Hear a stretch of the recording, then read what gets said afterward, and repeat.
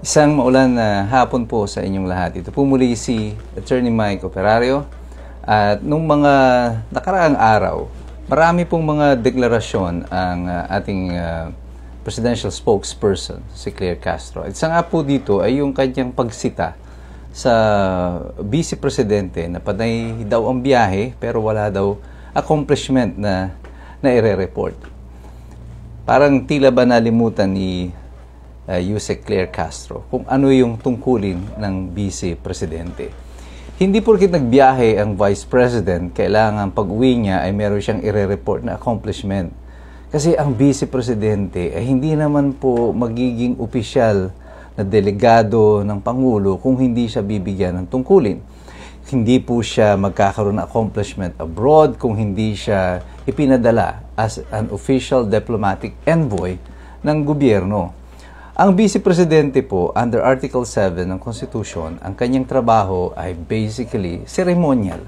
At kung bibigyan siya ng trabaho ng Presidente, magkakaroon. Kagaya nung siya ay naging Secretary ng Department of Education. Siya ay may trabaho bilang DepEd Secretary at ang accomplishment niya ay base doon.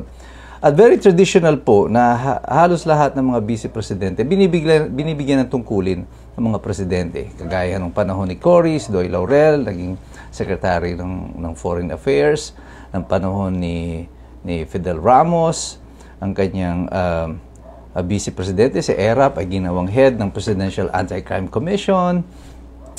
Panahon ni Erap, ang kanyang Vice Presidente ay nagkaroon din ng mga iba-ibang trabaho nung panahon na yon. Si Gloria ay binigyan ng tungkulin ng Pangulo. At si Gloria, nung siya ay naging Presidente, yung kanyang Vice President, ganun din. Si Ninoy, si Noynoy, and hanggang dumating kay Rodrigo Duterte. Noong panahon ni Rodrigo Duterte, actually binigyan din niya ng assignment si Leni Robredo bilang HADSI chairman at saka yung chairman ng Anti-Organized Crime Group or sa Anti-Drugs Board yata siya nilagay noon. Pero may trabaho siya. At yun ang accomplishment nila.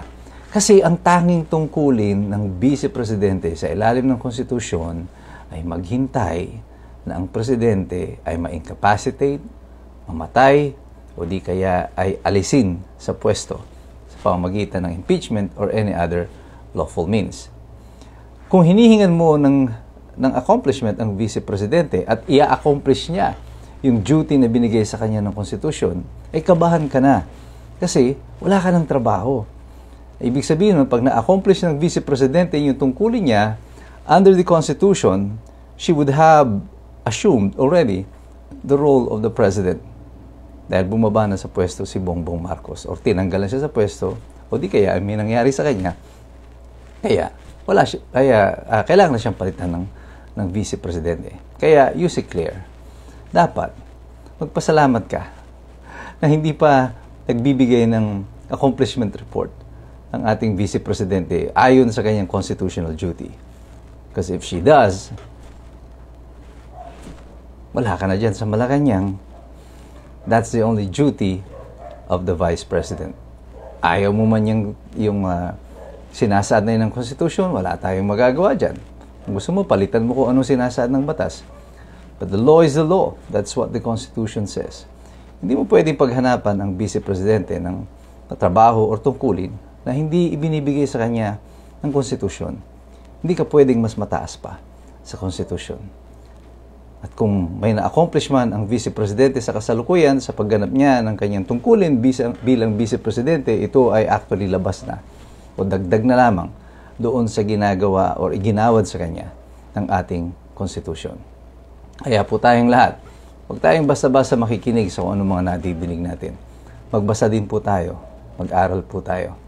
Sapagkat mahirap makialam ang taong walang alam. God bless you, God bless us all. Mabuhay ang Republika ng Pilipinas.